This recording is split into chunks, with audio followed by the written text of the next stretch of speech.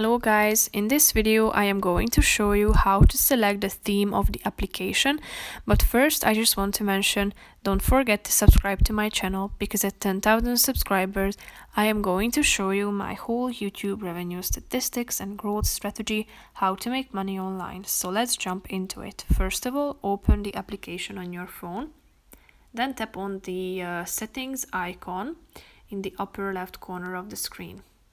Click on the settings section and then tap on theme. Here you are ready to choose from three options: system default, which is now the light theme, and you can also set it to dark. You should click on the OK button if you prefer this theme. So as you can see, this function has been updated, but you can always change it by going back to this theme section and clicking on the other option. That's pretty much it for this video. I hope you found it helpful. If you did, consider subscribing to my channel and see you in the next video. Bye bye.